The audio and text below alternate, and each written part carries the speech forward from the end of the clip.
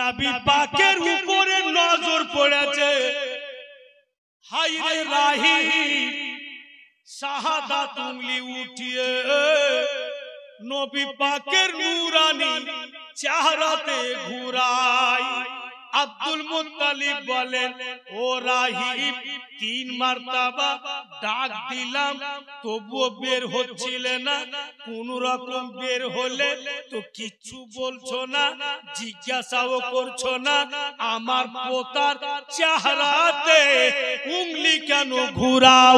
রাহিব বলে, ওরে Abdul Muttalib, ছেলেটাকে বলে আমার পোতা। বলে কি কারণে এসছো বলো তো, ছেলেটার নাম কি? বলে মুহাম্মদ। বলে এইবার বলো কি কাজে এসছো? বলে আমার পোতার চোখ দুটি লাল, একদম ব্যথা করে, এর কোনো ওষুধ আছে কিনা? রাহিব বলে, ওরে আব্দুল মুত্তালিব, বিশ্বের মধ্যে কোনো হাকিম জন্ম নিতে পারেনি যা আপনার পোতার চোখে হিকমতগিরি খাটিয়ে দেয়। বিশ্বের মধ্যে কোনো সার্জন জন্ম নিতে পারে নাই যা আপনার পোতার চোখে সার্জনগিরি খাটিয়ে দেয়। আমার দাওয়াই চলবে না, করে ওষুধ চলবে না। আব্দুল মুত্তালিব বলতেছে, তবে আমার পোতার চোখের লালপান মিটবে নাকি? ব্যথা ভালো হবে নাকি? বলে নিশ্চয়ই হবে। বলে তুমি তো বললে হাকিমের হিকমত চলবে না, সার্জনের সার্জনগিরি চলবে না, তো কি করে ভালো হবে?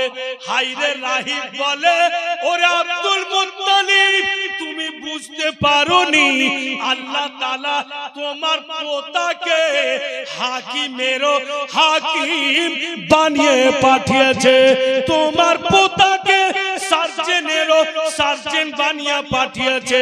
কিচ্ছু লাগবে না, তোমারই পোতার মুখ থেকে একটু থুক উঠিয়ে নাও আর তোমারই পোতার চোখে লাগিয়ে দাও, সঙ্গে সঙ্গে ভালো হবে। কোনো ওষুধ পড়ি লাগবে না, নবী পাকেরই মুখ থেকে একটু থুক উঠিয়ে নাও, উনারই চোখে লাগিয়ে দাও, লালপান মিটে যাবে, ব্যথাও দূরে যাবে। কি বুঝা গেল? যে আমার আপনার নবীর থুক মুবারক বিমারির দাওয়া। উনার যদি থুকের এত মার্তবা হয় তো সর্ব শরীরের কত মার্তবা।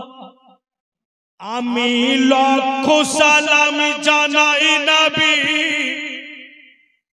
তোমার কদমে, শান্তি সুদা আছে নবী তোমার কদমে।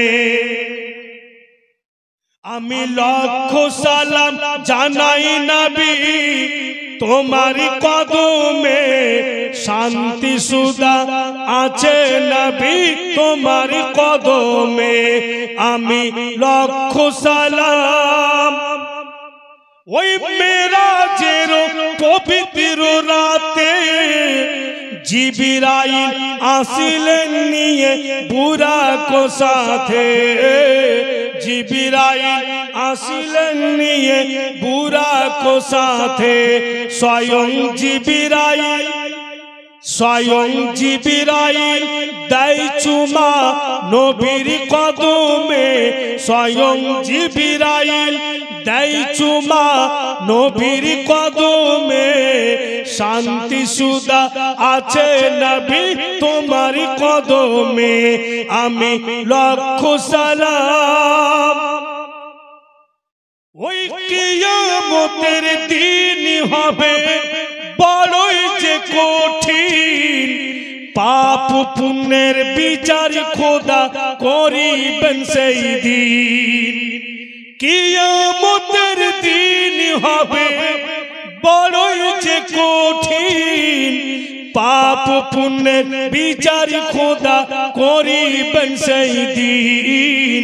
পাপ পুণ্যের বিচার খোদা করিবেন সেই দিন। সেই দিনেতে জায়গা দিও তোমার কদমে ইয়া রাসূলুল্লাহ। সেই দিনেতে জায়গা দিও তোমার কদমে শান্তি সুধা আছে নবী তোমার কদমে আমি লক্ষ সালাম জানাই নবী তোমার কদমে শান্তি সুধা আছে নবী তোমার কদমে। তো কি বুঝলেন নবী পাকের থুক মুবারক বিমারির দাওয়া। আমার আপনার থুক বিমারির দাওয়া নয়, রাসূল আল্লাহর থুক মুবারক বিমারির দাওয়া। কিন্তু যেমন যেমন দিন যাচ্ছে সময় কাটছে আব্দুল মুত্তালিবের টেনশন বাড়ছে। আজকে আমি বেঁচে আছি, কালকে যদি মারা যায় আমার ইয়াতিম পোতার দেখভাল কে করবে? তাই আব্দুল মুত্তালিব 10 বেটার বাপ হযরত আব্দুল্লাহ ইন্তিকাল করে গেছেন। তাই 9 বেটা বেঁচে ছিল, 9 জনকে ডাকলে 9 ছেলে সামনে দাঁড়িয়ে আছে। বাবুজি আমাদের ডেকেছে তো? হ্যাঁ। কি খবর বলেন? বলে তোমরা বলো, আজকে আমার এই পোতার বাপ নাই মা নাই, আমার এই পোতা পূর্ণরূপে ইয়াতীম, জানি না কালকে আমি চোখ বন্ধ করে নিতে পারি। এখন আমার পোতার আমি দেখভাল করছি, কালকে যদি আমার ইন্তিকাল হয়ে যায় তো ইয়াতীমকে কে দেখবে?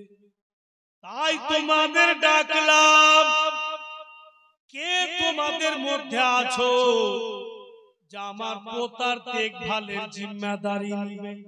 এইভাবে আব্দুল মুত্তালিব বললেন। মুআজ্জাজ ওই সময়তে হযরত আবু তালিব নবী পাকের চাচা, উনি আওয়াজ দিয়া উঠলো, বাবুজি আমি যে আছি। কারণ আব্দুল মুত্তালিবের 2টা স্ত্রী, প্রথম স্ত্রী থেকে 8 বেটা, দ্বিতীয় স্ত্রী থেকে 2 বেটা। ওই 2 জন কে কে ছিলেন? একজন আবু তালিব আর একজন হচ্ছে বন্ধু হযরতে আব্দুল্লাহ। এক মায়ের গর্ভের সন্তান দোনো ভাই। তাই আবু তালিব বলছে, বাবুজি ছেলে আমার, ভাতিজা আমার, দেখভাল আমি করব। আর আব্দুল মুত্তালিবেরও দিল বলছিল যে আবু তালিব যদি নিয়ে নেয় তো সবচাইতে ভালো, কারণ যে নিজস্ব চাচা ব্যথা বেদনা বেশি হবে। ভাইরা যখন আবু তালিব ভার নিলেন তখন আব্দুল মুত্তালিব আবু তালিবকে বলছে, ওগো আবু তালিব তোমার স্ত্রীকে ডাকো। তখন আবু তালিবের স্ত্রী আসলো, নবী পাকের চাচি, ওর নাম লিখেছে কিতাবে ফাতেমা। নবী পাকের চাচির নাম ফাতেমা লিখেছে কিতাবে। তো রাসূলুল্লাহর চাচি এসে বলছেন আব্দুল মুত্তালিবকে, বাবজি কি খবর? বলে গাই তোমার কাছে ডাকলেন। নবী মুস্তাফাকে চাচির পাশে খাড়ো করলেন। আব্দুল মুত্তালিব বলছেন, বলো তো বেটি, এই ছেলের বাপ নাই মা নাই, মারে তোমার বেটা যদি ইয়াতীম হয়ে যাইত আর কেউ যদি না দেখতো, খাবার না দিত, বলো কেমন লাগতো রে মা? নবী পাকের চাচি বলছেন, বাপু বলে দিল খুলে বলেন কি বলছেন? বলে মা এই ইয়াতিমকে তোমার হাতে তুলে দিলাম, এর বাবা মা কেউ নাই, আজকে তোমার জিম্মাতে রাখলাম। এমন কোন কাজ তুমি করিও না বেটি, এমন কোন ব্যথা দেওয়া মতো কাজ করিও না যে ইয়াতিমের মা বলে মনে হয়। নবী পাকের চাচি আব্দুল মুত্তালিবের সামনে নবী পাককে জড়িয়ে বুকে চাপলেন আর কথা দিচ্ছেন বাবুজি একটুকু অনুভব করতে দিব না যে ছেলের মানা, একটুকু বুঝতে দিব না যে তার মা নাই, আমি যথেষ্ট সেবা করব। এবার বেরাদার আব্দুল মুত্তালিব শান্তি পেয়ে গেল। তখন বন্ধু নবী পাকের বয়স লিখছে কিতাবে 8 বছর, আর আব্দুল মুত্তালিবের বয়স লিখছে কিতাবে 120 বছর। 120 বছর বাঁচলেন নবী পাকের দাদা। 120 বছর বেঁচে ইন্তিকাল হল। 8 বছরের নবী পাককে চাচা আর চাচির হাতে তুলে अब চাচা চাচি দেখভাল করছে। হঠাৎ বাপু একদিন নবী মুস্তাফা দেখছেন উনার চাচাকে উটের পিঠের উপরে বাপু সামান বাঁধছে, আর অন্যান্য লোক উটের সামান বেঁধে উটের পিঠের উপরে বেঁধে বেঁধে আর আবু তালিবের কাছে আসছে, মানে এক জায়গাতে জমা হচ্ছে। আর রাসূল আল্লাহ কিন্তু দেখছেন একদম পুরা কাফেলা তৈরি হয়ে গেল। দয়ার নবী নবী মুস্তাফা বলছেন চাচা যান,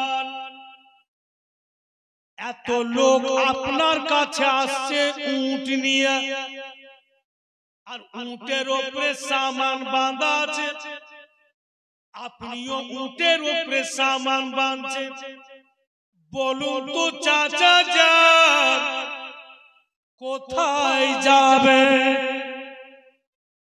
আবু তালিব নবী পাককে বলছেন বাপুরে বাড়তে যদি পয়সা থাকি বেটা, রোজগার যদি না করি তো পরিবার কি কইরা চলবে? পরিবারকে চালাতে পারবো না, পরিবারের বিশাল একটা খরচ, তাই রোজগার করতে হবে, ইনকাম করতে হবে। তাই কাফেলা তৈরি হইলো, সামানগুলো উটের উপরে বাঁধলাম, মুলকে শাম যাব, আর সামান বিক্রি করে যা কিছু মুনাফা হবে নিয়ে বাড়ি আসবো। নবী মুস্তাফা সাল্লাল্লাহু আলাইহি সাল্লাম বলেন চাচা যান মক্কা নগর থেকে মুলকে শাম হেঁটে হেঁটে যাবেন তো 3 মাস যাইতে লাগবে। বলে হ্যাঁ। फिर হেঁটে আসবেন তো 3 মাস হেঁটে আসতে লাগবে। বলে অবশ্যই। তো রাসূল আল্লাহ বলছেন যে যাওয়া আসা 6 মাস। চাচা কার কাছে রাখা যাবেন আমাকে? কে আমার দেখভাল করবে? আপনি ছাড়া আমার কে আছে বলুন? আমি 6 মাস কার কাছে থাকব? আব্দুল মুত্তালিব কি বলে আবু তালিব কথাটা ভাবলেন, ঠিকই তো বলছে ছেলে, আমাকে 3 মাস যেতে লাগবে, 3 মাস আসতে লাগবে, 6 মাস কার কাছে থাকবে? তখন আবু তালিব বলছে নিজের স্ত্রীকে, এক কাজ করো গো, ছেলেকে জামা কাপড় পরিয়ে দাও আর এক্সট্রা জামা ব্যাগে ভরে দাও। তো নবী পাকের চাচি বলছেন কেন? তো আবু তালিব বলছেন যে বিশ্বের যে কোনো কোণা যাব, এই লাডলা দুলারাকে আমি নিয়ে যাব, রেখে যাব। নবী পাকের চাচি জামা কাপড় পরিয়ে দিলে আর এক্সট্রা জামা বাপু ব্যাগে ভরে দিলে। আব কিন্তু কাফেলা বের হয়েছে। হায়রা আবু তালিব, আমার আপনার নবীকে উটের উপরে বাপু বসিয়েছে। অন্যান্য কাফেলা লোক আছে, কাফেলাতে অন্যান্য লোকেরা, ওরা নিজে উটের উপরে বসে আছে আর একটা করে গোলাম নিয়েছে সাথে। ওই গোলাম উটের লাগাম ধরে আগে আগে হাঁটবে আর মালিক উটের উপরে বসে থাকবে। কিন্তু আবু তালিব দয়ার নবীকে উটের উপরে বসিয়ে দিয়েছেন আর নিজে লাগাম ধরে টানছে, হেঁটে হেঁটে যাচ্ছে। ভাইরা এখানে একটা মর্মান্তিক কথা দিয়ে কাফেলার মধ্যে একজন ব্যক্তি বলছে, ও আবু তালিব, আপনি যে আমাদের সরদার, তো সরদার হয়ে আপনি উটের লাগাম ধরে হাঁটছেন কেন? আপনার ভাতিজাকে নামিয়ে দেন, আপনার ভাতিজা উটের লাগাম ধরে চলবে আর আপনি উটের উপরে বসুন। নবী পাকের চাচা বন্ধুগণ আমার রাগন্ত অবস্থায় পাড়া ভাষাতে ওই লোকটাকে বলেন, খবরদার, যা বললে আর বলিও না, জুবানে লাগাম দাও। এবার যদি বলেছো তো আমার কাফেলা থেকে তোমাকে বের করে দিব। তোমাদের সরদার আমি আর আমার সরদার আমার ভাতিজা, আমার লাডলা, আমার সরদার গুলামি উঠে বসিয়েছি। লোকজন বলছে আবু তালিব রেগে গেলেন, গুসা হয়ে গেলেন। আবু তালিব একদিকে নিয়ে গিয়ে লোকটিকে বুঝাইছে যেন ভাতিজা শুনতে না পায়। কি বুঝাইছেন? যে তোমাদের মতো পাগল কেউ নাই। ছেলে যখন মায়ের পেটে ছিল বাপ হারিয়েছে, 6 বছরের ছিল মাকে হারিয়েছে, 8 বছরের ছেলে আমার দাদাকে হারিয়েছে। আজকে যদি ওই ইয়াতিমকে উটের উপর থেকে নামিয়ে দিই আর লাগাম ধরে টানতে বলি আর আমি উটের উপরে থাকবো, ছেলের দিল ফাটবে, কত ভিতর ভিতর কাঁদবে যে আমার আব্বা যদি বেঁচে রইতেন আমাকে উটের লাগাম ধরে টানাইতেন না, উপরে বসে রাখতে। বলি ভাতিজার দিল না ফাটে, ওর বাবা বলে মনে না হয় ওই ইয়াতিম বলে আমি বসিয়ে দিয়েছি।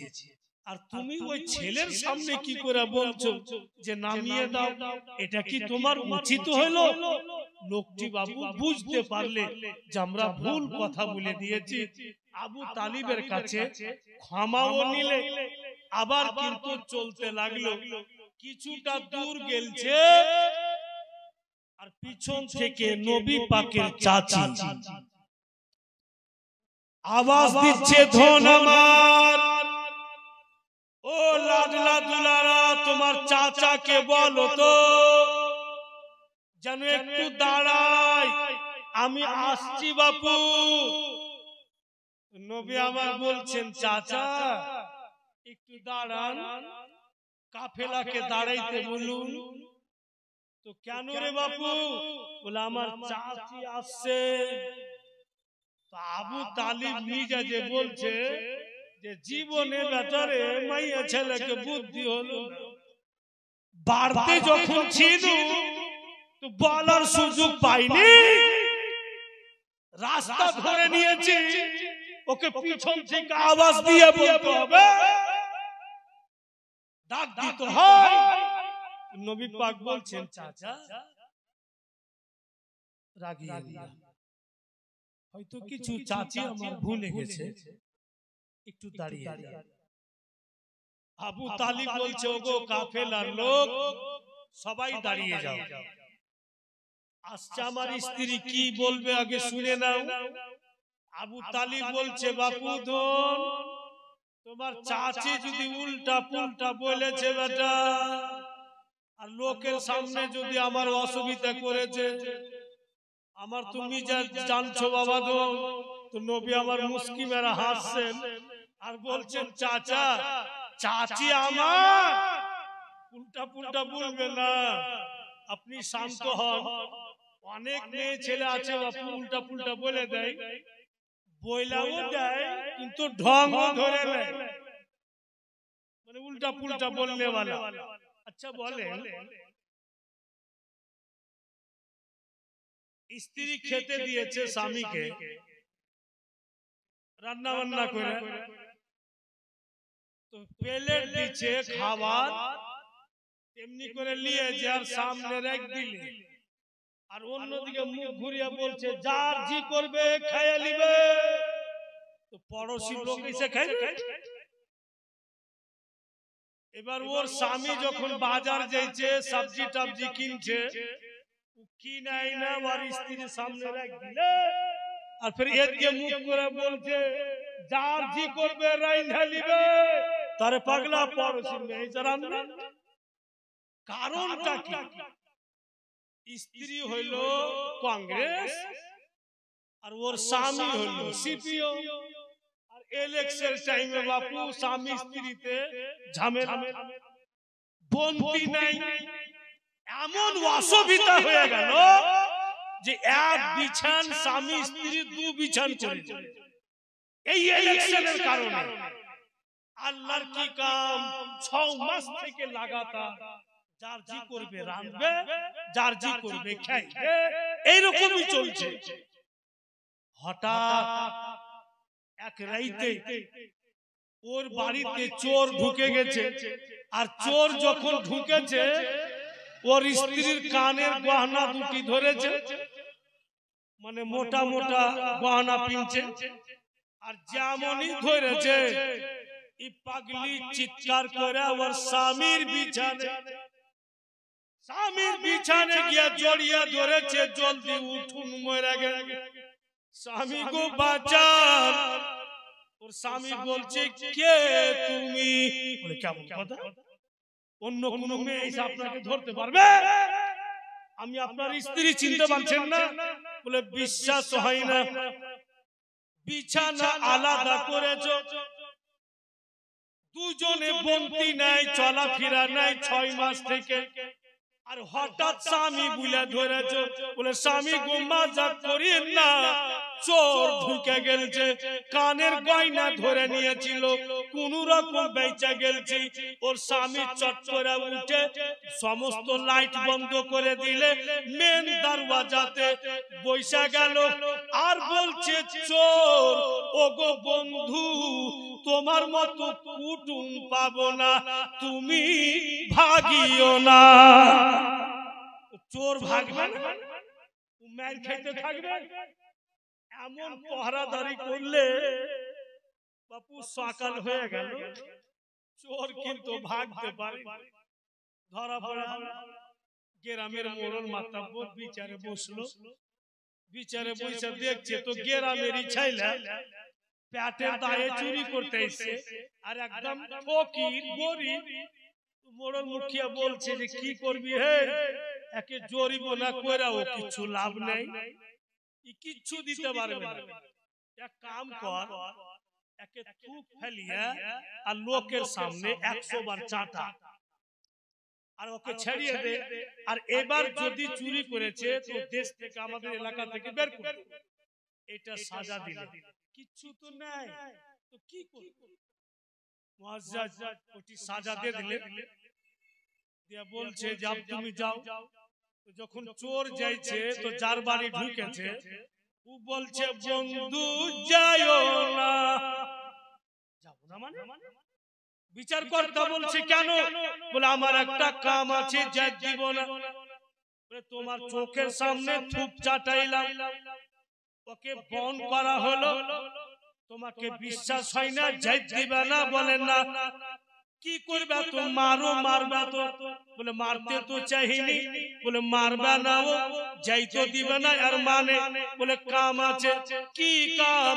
ঘরের ভিতর গেল, স্পেশাল লাট্টু লুঙ্গি নতুন নিয়ে আসলো, একটি গেঞ্জি নিয়ে আসলো, লম্বা দেখে গামছা আনলে, আর চোরকে বলছে বন্ধু তুমি লুঙ্গি পরে নাও, গেঞ্জিটা পরে নাও, গামছা ঘাড়ে দিয়া দাও, খুশি খুশি বাড়ি যাও। বিচারকর্তা বলছে বহুত ঘাটিয়া লোক, 3 ঘন্টা বিলে বিচার করনু, এক কাপ চা দিলে না, ফির চোরকে লাট্টু লুঙ্গি, চোরকে গামছা, ই কোন লোকের লোক, ই কোন হিসাব? লোকটা বলছে ভারতবর্ষে এরকম কুটুম ধুইরা পাবো না। 6 মাস থেকে স্বামী স্ত্রীর বন্তি ছিল না। ই বন্ধু চুরি করতে যদি না আসতো, স্বামী বুইলা ধরতক না। 6 মাসে ঝগড়া একই রাইতে মিটিয়া দিলে এইরকম কুটুম পাবো না। তাই লাট্টু লুঙ্গি দিচ্ছি, গাঞ্জি দিচ্ছি। চোর বাবু মনে মনে তসবি গুনছে, আল্লাহ খুঁজা রাখবো কার বাড়ি স্বামী স্ত্রীর দ্বন্দ্ব, মায়ের পড়বে পড়বে, এমনি সন্ধ্যা বসে থাকবো, কিচ্ছু তো পাবো। সত্যি কথা, 6 মাসের ঝগড়া একটি রাত্রে মিটিয়ে দিলে চোর। এরকম কুটুম কাহা তো মুআজ্জাজ। যদি একটা ইলেকশনকে মুদ্দা করে স্বামী স্ত্রী এরকম বিবাদ হতে পারে, আবু তালিব বলছে মেয়ে মানুষ তো তোমার চাচি, উল্টা পুল্টা যদি বলে দেয় তো লোকের সমাজের সামনে আমার মান সম্মান চলে যাবে, আমি সহ্য করতে পারবো না। তো নবী আমার বলছেন আমার চাচি সেই রকম নয়। আস্তে तमाम কাফেলা লোক দাঁড়িয়ে আছে। হায়রে দয়ার নবীর চাচি নিজের স্বামীর কাছে গেল না, ভাতিজা যে উটের উপরে বসে আছে, চাচি গিয়ে বলছে ধন তোমার হাতটা ঝুঁকাও। নবী মুস্তাফা রহমতের হাত ঝুঁকালেন। চাচি একটা টিফিন বাটি দিচ্ছে, লাডলা এটি শুকনো খাবার বানিয়েছিলাম তোমার জন্য, আমি ভুলে গেছিলাম বেটা, তাই পিছন থেকে আওয়াজ দিলাম। এর মধ্যে শুকনো খাবার আছে, যবে তোমার জি চাইবে বের করে খেয়ে নিও। নবী মুস্তাফা টিফিন বাটিটা নিলেন। হায়রা আবু তালিব নিজের স্ত্রীর দিকে দেখাচ্ছে, तमाम কাফেলা লোক দেখছে। আবু তালিবের দোনো চোখ দিয়ে হা হা করে পানি ঝরছে। আল্লাহ তুমি আমার স্ত্রীকে সহি জ্ঞান দিয়েছো। চাচিকে নবী পাক বলেন ও চাচি যান, টিফিন বাটি পেয়ে গেলাম, খাবারও পেয়ে গেলাম, আব তো আপনি খুশি? বলছেন নবী পাকের চাচি একটু আর দাঁড়াও। নবী মুস্তাফা চাচির দিকে দেখছেন, হায় রে মা, বন্ধু নিজের কাপড়ের আঁচল খুলছে, আঁচল খুলে কিছু টাকা বের করে নবী মুস্তাফাকে দিচ্ছেন। লাডলা দুলারা, এই টাকা তোমার মায়ের, তুমি পকেটে রাখো, তোমাকে জন্মদিনই কিন্তু মানুষ তো করছি বেটা। আমি জানি তোমার কিচ্ছু দরকার যদি পড়ে তোমার চাচার কাছে তুমি পয়সা নিতে পারবে না। আমি যে মা, মায়েরা ছেলেদের চেহারা বাবু পড়ে নিতে পারে, তোমার মায়ের টাকা তোমার পকেটে। তো নবী পাক চাচির দিকে দেখছেন, হাতটা বাড়াইতে একটু লেট হয়েছে। চট করে চাচি বলছে তুমি কি আমাকে মা মানো না? যেমনই বলেছেন রাসূলুল্লাহ হাত বাড়িয়ে দিয়েছেন। আর যদি লেট করি তো আমার চাচির দিল ভেঙে যাবে। ওই পয়সাটা রাসূলুল্লাহ পকেটে রাখলেন। হায়রে আবু তালিব নিজের স্ত্রীকে বলছে, তুমি আমার মাথা গর্বে উঁচা করে দিলে, তুমি আমার সম্মান বাড়িয়ে দিলে। যারই বাড়তে তোমার মতো স্ত্রী জীবন সাথী থাকবে, ওর পরিবারে কখনো অবনতি হবে না, উন্নতি হবে। বলেই তো বাংলা ভাষাতে বলছে যে রমণী গুণে দৌলত জমে, আর রমণী ওয়াগুনে দৌলত কমে যায়, বরবাদ হয়ে যায়। আর রমণী যদি সুন্দর থাকে, ওর ব্যবহার ভালো থাকে, তো বাপু ফকির লোক দৌলত ওয়ালা।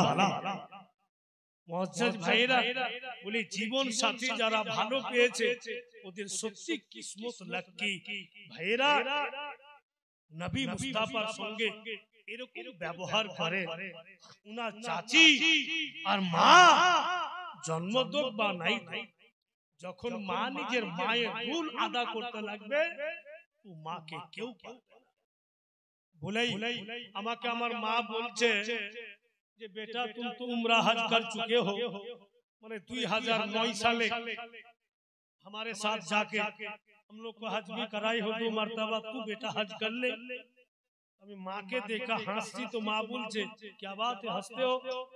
बोले हज अभी क्यों करेंगे, आप तो बाहयात है, आप तो है मेरे सामने, जितना बार आपको मोहब्बत की नजर में देखेंगे, हज उम्रा जो मकबूल है उसका सवाब खुदा मेरे अमल नमल में लिख देगा। আপনাকে জয়বার মোহাব্বতে দেখবো, হজ্জে মকবুলের সওয়াব আল্লাহ আমার আমল নামাতে লিখবে। মা আপনি তো আমার চোখের সামনে আছেন, যখন দিল চাইবে আপনাকে মোহাব্বতে দেখবো আর সওয়াব আমি পেতে থাকবো।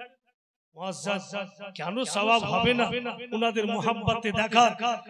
বলছে একটি ওয়ার্ডে কে বাবা আমার কাবারি চাদর, মা জননী মদিনা। বাবা আমার কাবারি চাদর, মা জননী মদিনা। মায়ের অন্তরে আঘাত দিলে হজ কবুল যে হবে না। বাবা আমার কাবারি চাদর, মা জননী মদিনা। ছেলে মেয়ের দুঃখে মা হয় দুঃখী, ছেলে মেয়ের সুখে মা হয় সুখী। হায় রে মা তুমি এমনই মা, তোমার কদম তলে রয়েছে, তোমার কদম তলে রয়েছে জান্নাতে রো ঠিকানা। বাবা আমার কাবারি চাদর, মা জননী মদিনা। থকে গেলেন কি? বুঝতে পারছি সব ঘুমাইছে।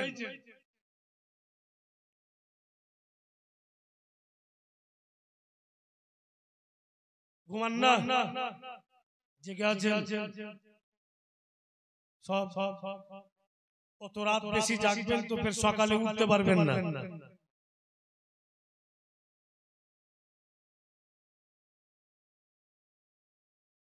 বলবো? হ্যাঁ ঠিক বলেছেন।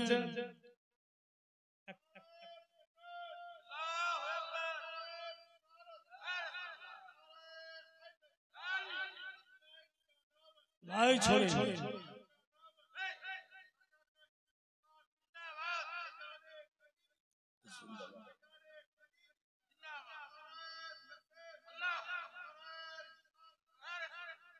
দেখেন তো, মানে বক্তার হৌসলা আফজাই করার এই একটা তরিকা।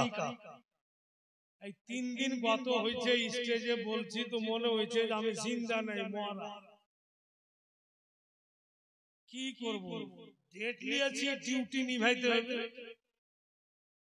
বেরাদারান ইসলাম এমন জায়গাতে জীবনী পৌঁছে গেল যে যত আগে বাড়বো অত আরো ইন্টারেস্ট বাড়বে। 3 রাত্রে কখনো জীবনী হয় না বাবা। এবার বলেছিলাম যে শেষ রাত্রে আমি 5 মিনিটে শেষ করে দেবো, আমার মনে আছে কথাটা, ইনশাআল্লাহ শেষ করে দেব। 5 মিনিটই শেষ হয়ে যাবে। একটু কার আগে চলুন। আপ বিজনেস করতে বেরিয়ে গেলেন, চাচি ওখান থেকে বাড়ি ফিরে গেলেন। ভাইরা বাপেরা মা বোনেরা ধ্যান দেন, এমন রাস্তা দিয়ে আবু তালিব ব্যবসা করতে যাচ্ছেন, ওই রাস্তা দিয়ে এমন একটা জায়গা পড়বে যে জায়গাটার নাম লিখছে কিতাবে বসরা। ওই বসরার নিকট হয়ে মুলকে শাম যাবে। ওই বসরাতে এমন একটা রাহিব আছে যার নাম লিখছে কিতাবে বহাইরা রাহি।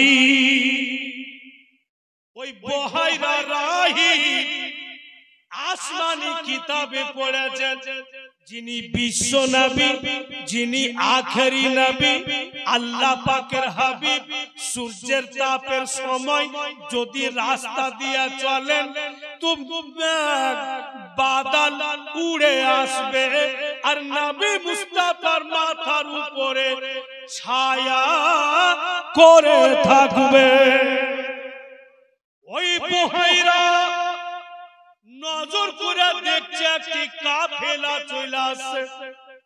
একটা উটের উপরে যেন বাদল মেঘ ছায়া করে আছে, যেদিকে যেদিকে উট যাচ্ছে আর মেঘের বাদলও যাচ্ছে, আর উটের উপরে নবী মুস্তাফা বসে আছে। চট করে বহাইরা কিতাব কিনলে, এই পরিচয়টা তো আমি পড়েছি, কিতাব খুলে দেখছে তো পরিচয় কার, তো আখেরি নবী। আর যে কোনো মানুষ দূরকার সফর যদি হেঁটে হেঁটে যায় তো কন্টিনিউ লাগাতার হাঁটতে পারবে না, ওকে জায়গা জায়গা একটু রেস্ট নিতে হবে, আরাম করতে হবে। ওই বসরার টাউনের পাশে तमाम বিজনেসম্যান ওখানে একটা রাত থাকে, আরাম করে, তারপরে দিন ফির যায়। ভাইরা বাপেরা আমার, যেমনই বসরা পৌঁছিলেন আবু তালিব तमाम লোককে বলছে কাজ করো, উটের উপর থেকে সামানগুলো নামিয়ে দাও, সামানগুলোকে জমা করে রাখো, উটগুলোকে বসিয়ে দাও, পানি টানি খাওয়াও, আজকে এখানে আরাম করি, কালকে রওনা হব। ঠিক ওখানে কাফেলা রুকে গেল, আর এদিকে বহাইরা নিজের গোলামকে বলছে, ও গোলাম, ওই যে কাফেলা আরাম করছে, আমার তরফ থেকে যাও আর কাফেলাকে দাওয়াত করে এসো। দাওয়াত করতে বলছে বহাইরা।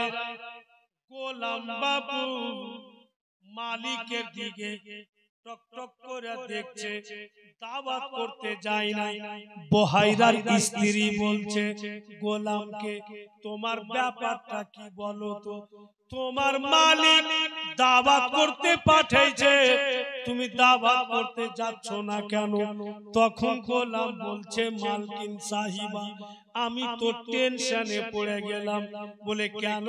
বলে অনেক বছর থেকে আপনার বাড়িতে গোলামি করছি, আমি এখন পর্যন্ত আমার মালিককে কাউকে খাওয়াইতে দেখিনি।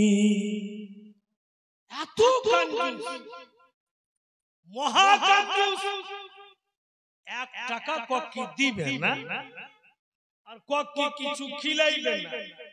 এত কঞ্জুস লোক আর প্রথম বলছে যে পুরা কাফেলাকে দাওয়াত করেছো। আমার দিল কেমন করছে মালকিন, আর খিলিয়া টক নাই, খিলাইতে পারবে না।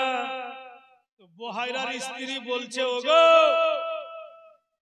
তুমি তো জানছো যে তোমার মালিক কঞ্জুস, কিছু দেয় না, খিলাই না। আর প্রথম যখন রাজি হয়েছে তো সুযোগ ছাড়িও না, যাও দাওয়াত করেছো। দাওয়াত করতে বের হয়েছে, আর বুহাইরা বলছে কি শুন, আমি বুঝে গেছি তোর দিল বলছে যে আমি কঞ্জুস লোক, কি দিই না, খিলাই না, আর হঠাৎ এতটি লোককে দাওয়াত করতে বলছি, তোর চিন্তাধারার বাহিরে কথা না। শোন, কাফেলাতে এমন একটা লোক আছে, এমন একটি গোলাপ ফুল আছে, একবার দেখবি তো বারবার দেখতে ইচ্ছা করবে। ওই লোকটাকে দেখবো, ওর হাতখানা চুমবো, বলে পুরা কাফেলাকে দাওয়াত করছে একটা লোকের কারণে।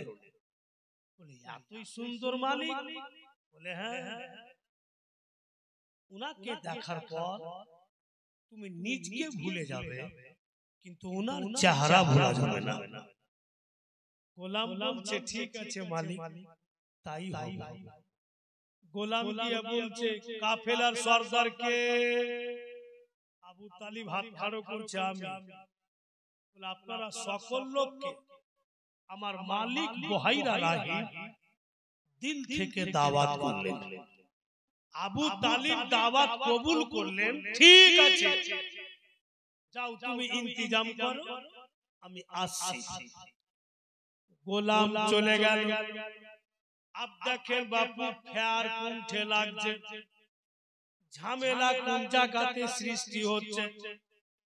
আবু তালিব চট করে নবী পাককে বলছে, লাল আমার ধন আমার, তুমি হেঁটে হেঁটে যাইও না, কষ্ট করিও না, তোমার চাচি যেটা টিফিন বাটি দিয়েছে বেটা আমাকে দিয়া দাও, আমি টিফিন বাটি নিয়ে যাচ্ছি, তুমি যাইও না, সামানের কাছে আরাম করো, যা কিছু দিবে আমি খাবো, আর তোমার জন্য বেটা টিফিন বাটিতে ভরে নিয়ে আসবো।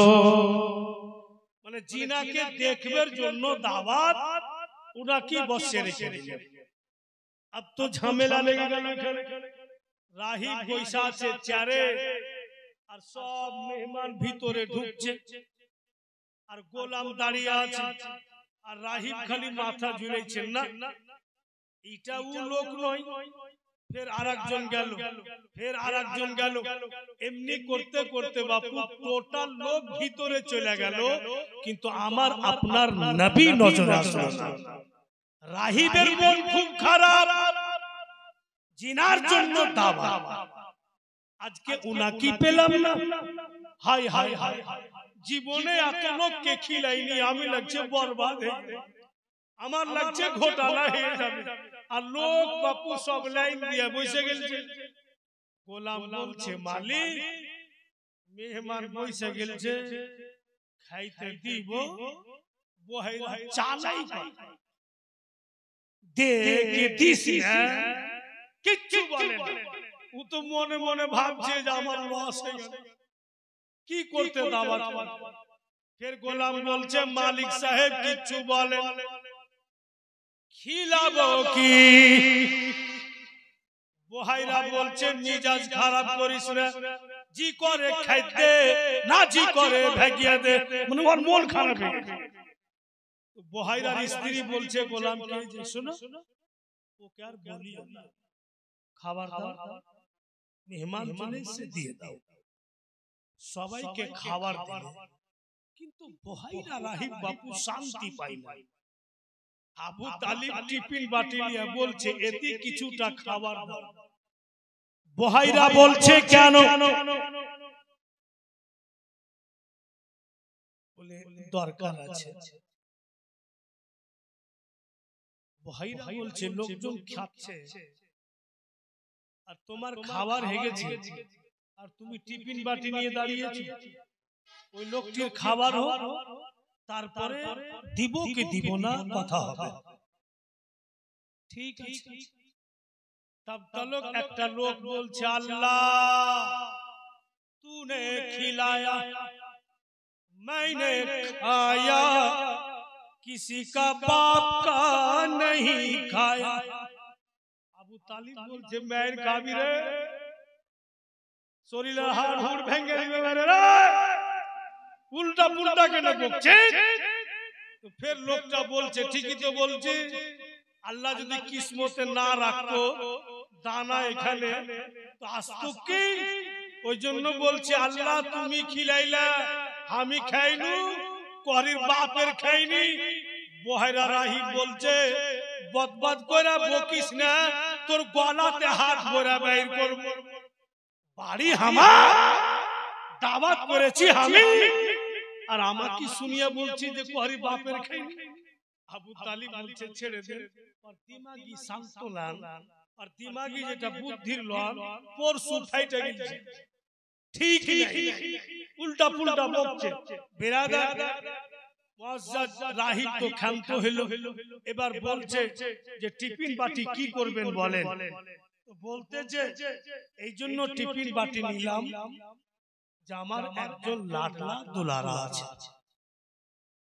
ছেলেকে আমি আসতে দিই, এই জন্য আসতে দিই, ছেলে আমার বড় নাজুক,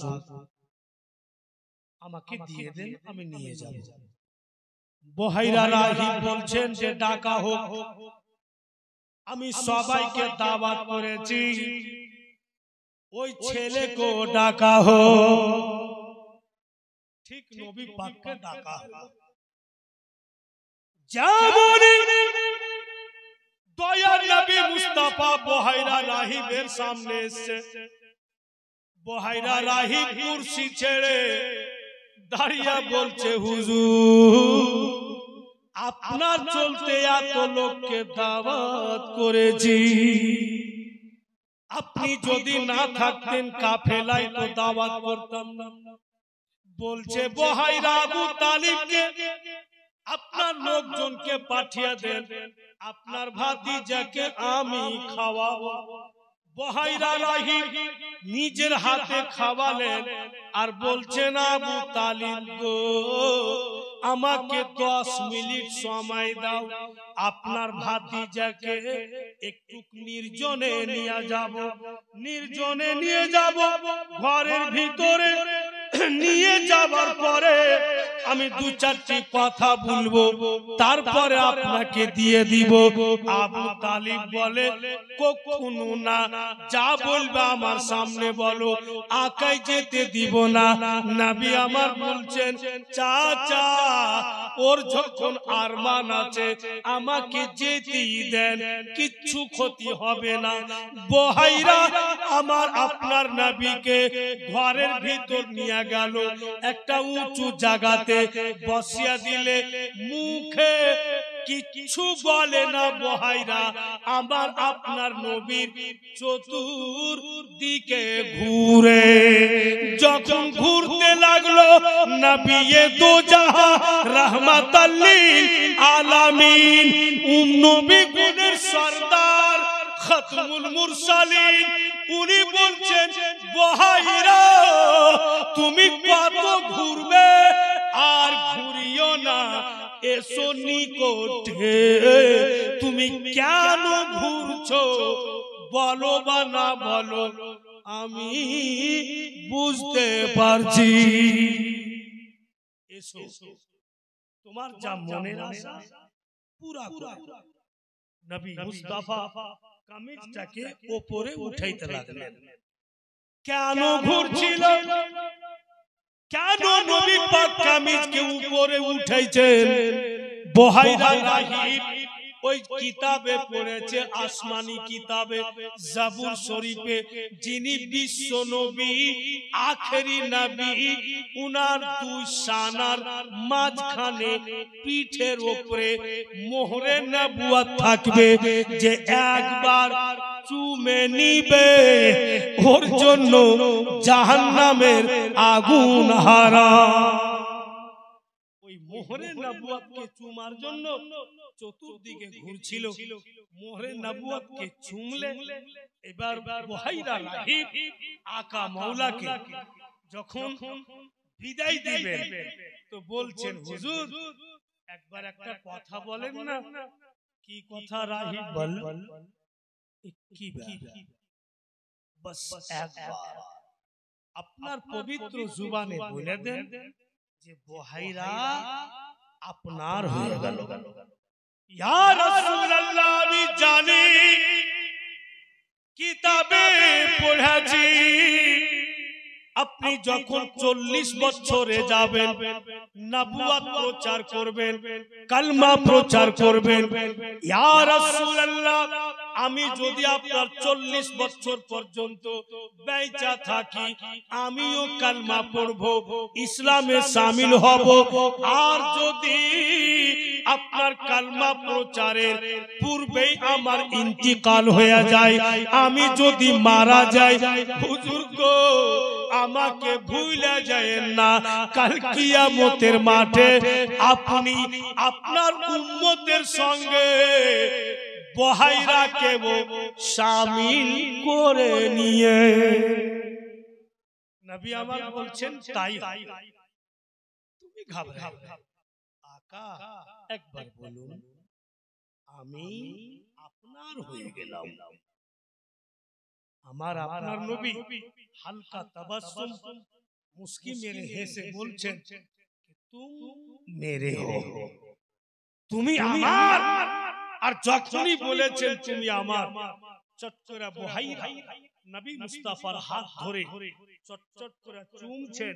আর কি বলছে ওই কথাগুলো একই ছন্দে বলেছে कि दुनिया में गरे तूने अपना बनाया है, दुनिया में गरे तूने अपना बनाया है, महशर में भी कह देना, महशर में भी कह देना, ये है मेरा दीवाना, बेखुद किए देते हैं, अंदाज है जाबाना, आ दिल में तुझे रख लूं। अब बुहाइरा राहिब নবী মুস্তাফাকে বিদায় করছেন আর বলছেন, ও গো আবু তালিব আগে আর যায়েন না। আমি যেমন আপনার ভাতিজার রূপ রং দেখে চিনতে পারলাম, কিছু জানতে পারলাম, আমার মতো অনেক ইহুদি আছে, অনেক নাসারা আছে, আপনার ভাতিজাকে দেখে জুলম ও সিতম করবে, অত্যাচার করে দিতে পারে। তাই আপনি আমার বাসরার টাউনে যা সামান এনেছেন বিক্রি করে দেন আর বাড়ি ফিরে যান। হাইরে নবী পাকের চাচা যা কিছু সামান নিয়ে গেছিলেন বাসরা টাউনে বিক্রি করে দিলেন, আগে আর গেলেন না। যতটা মুনাফা হলো নিয়ে বাড়ি ফিরলেন, আগে আর গেলেন। ভাইরা বাড়ি যখন ফিরলেন, বাড়ি এসে ইনকাম গুলোকে গণতি করছেন আবু তালিব। তো মুলকে সামে যতটা কামাই হতো ওর চাইতে 2 টাকা বেশি কামাই কম হয়। বাসরার টাউন আব বেরাদার বাড়ি যখন এসেছেন তো নবী পাকের তো আরো চাচা আছে। বেশ কিছুদিন কাটার পরে একদিন নবী পাক দেখছেন চাচা গনে রাখে গোসল করছে, সাজছে গুজছে, নতুন জামা পোশাক কিনছে। তো নবী মুস্তাফা বলছেন যে আপনাদের কি খবর চাচা? কেন রে বাপু? বলে আজকে বড় গোসল পানি করে নতুন নতুন পোশাক পরছেন, কি খবর? চাচারা বলছে লাগলা মেলা যাবো বেটা, 12 মাসে একটা বছর হয় বাপু, আর বছরে একদিন মেলা হচ্ছে, ওই মেলা যাব বলে আমরা নতুন জামা পরছি, তো তুমিও যাবে নাকি? চাচারা বলছে তুমিও কি মেলা যাবে? দয়ার নবী মুস্তাফা চুপ হয়ে গেলেন। চাচা কোন বলছেন বুঝতে পারছি, তুমিও যাবে, ঠিক আছে চল তোমাকে নিয়ে যাচ্ছি, তবে বাবু তোমাকে সওদা পানি কিনে বাড়ি পাঠিয়ে দিব, তুমি চলে আসবে, আমরা একটু লেট করে আসব। চাচার সঙ্গে নবী মুস্তাফা, ও ভাইরা বাপেরা জওয়ান ছেলেরা যারা জীবনই লাগিয়েছেন মেহনত করে, এই বক্তব্যটা শুনে দেখো যে তোমরা কত দূর কাজ করেছো, তোমরা মেহনত করেছো, মেহনত তোমাদের যাই হবে না, বরবাদ হবে না, আর কত সওয়াবের কাম করেছো। দিল লাগিয়ে শুনে নাও বক্তব্যটা। নবী মুস্তাফা চাচাদের সঙ্গে মেলা গেলেন, চাচা গনেরা সওদা পানি কিনে দিয়ে ভাতিজাকে বলছে বাপু বাড়ি চলে যা, আমরা কে লেট হবে। রাসূলুল্লাহ সওদা পানি নিয়ে বাড়ির রাস্তা নিয়ে কিছু দূর এসেছেন নবী পাক, রাসূলুল্লাহ দেখছেন যে একটা বুড়া আদি দাঁত আছে, আদি নেই, তোর ছাড় চলে আসছে। নবী আমার দেখা বলছেন বাবুজি দাঁড়ান, বলে সময় নাই বেটা, বলে একটু দাঁড়ান না। আর যেমনই রাসূলুল্লাহর চেহারার দিকে মার্ক করে দেখেছে, এত নুরানি চেহারা, লোকটা কিন্তু দাঁড়িয়ে যায়। বাপু তুমি দেখতে তো বড় সুন্দর বেটা, সুন্দর তো হবে, কারণ যে ছেলেরা সব পড়ছে আপনারা শুনছেন যে কত সুন্দর নবী পাক, জোরে বলেন তো সুবহানাল্লাহ। জায়গা আছেন তো বলেন ইয়া রাসূলুল্লাহ, ইয়া আলী, ইয়া আলী, ইয়া আলী। আজকাল গোটা রাত চলবে, লক্ষণ ওরকমই লাগছে, বুঝতে পারছেন তো? বয়স্ক লোকটা বলছে তুমি দেখতে বড় সুন্দর, নবী পাক কত সুন্দর, कि सूरत भी कुरानी है और सीरत भी कुरानी है, देखो क्या चेहरा नूरानी है। सूरत माने चेहरा, चेहरा वो कुरानेर मतो, सीरत माने व्यवहार, और व्यवहारও कुरानेर मतो। कुरान तो आईना छे रसूलुल्लाह के सीरत भी सूरत भी कुरानी है, सीरत भी कुरानी है, देखो क्या चेहरा नूरानी है, क्या चेहरा नूरानी है। होगी नमाज इश्क मुकम्मल, होगी नमाज इश्क मुकम्मल, उनको कर लो इमाम मदीना तुझे सलाम। नूर का सागर नूर की महर, नूर का सागर नूर की महर, नूर का छलका जाम मदीना तुझे सलाम। বৃদ্ধ লোকটা বলছে বাপু আমার কি বলছো বেটা? বলে আপনি বৃদ্ধ মানুষ, এত স্পিরিটে কোথায় দৌড়িয়ে যাচ্ছেন? বলে বাপু তুমি জানো না মেলা হয়েছে বেটা, ওই মেলা যাচ্ছি, তুমি কান লাগিয়ে শুনো, আওয়াজ পাবে। ঠিক নবী পাক শুনছেন তো তাবলা ডুবকির আওয়াজ, মানে যেখানে তাবলা ডুবকি বাজছে ওখানে যাচ্ছ? বলে হ্যাঁ। কি আছে ওখানে? বলে সুন্দরী রূপসী মেয়েরাকে নাচাইছে, আর যে যেমন টাকা দিবে ওকে সেই রূপ নাচন দেখাবে। এ মা বোনেরা, তোমাদের ইজ্জত নবী মুস্তাফা কি করে রক্ষা করেছেন দেখো। আকা মাওলা কি করে তোমাদের সম্মান দিয়েছে, পজিশন বাড়িয়েছে। যিনার জীবনী শুনতেছেন উনি তোমাদের সম্মান কত সুন্দর করে বাঁচান। দয়ার নবী বলছেন ওই বৃদ্ধ লোককে, ও বাবুজি একটি কথা বলবেন কি, যেই মেয়েরা নাচন দেখাইছে আপনারই বেটি বা বোন থাকতো, বলুন তো কেমন লাগতো?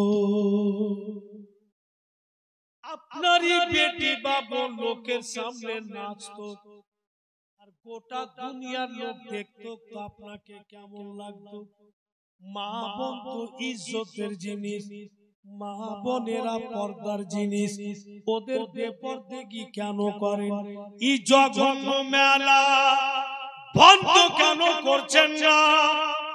বৃদ্ধ তখন বলছে, লাডলা দুলারা তুমি দেখতে যত সুন্দর বেটা, তোমার কথা অতই সুন্দর, কিন্তু কি করব মেলার কমিটি বড় শক্ত, আমি যদি বলতে যাই আমার পিঠের চাম থাকবে না, সম্ভব নেই বেটা, যাকলেই বন্ধ করে দে।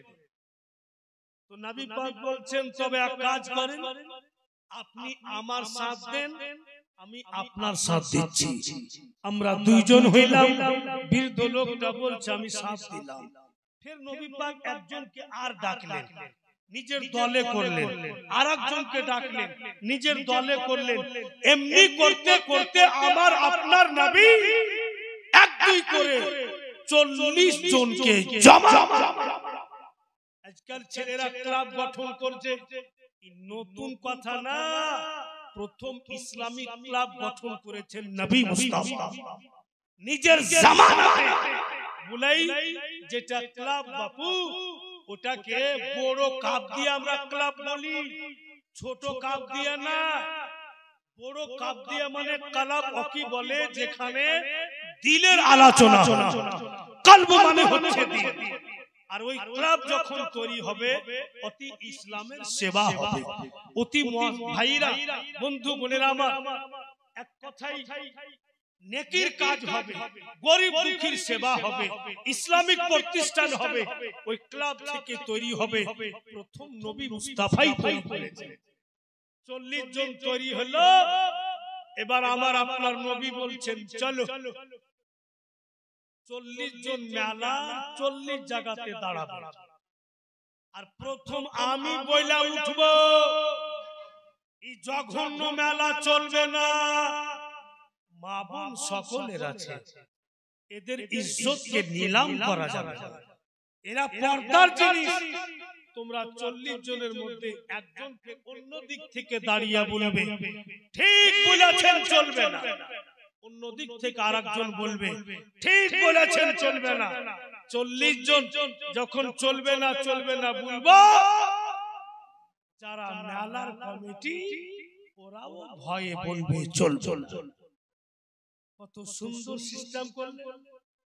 কিন্তু ওই 40 জনের মধ্যে একজন বাপু বড় উঁচা লম্বা, একদম সালে, দেখা পাহুল মাল লাগছে, কিন্তু বুদ্ধি কম, হাফ মাইন্ড।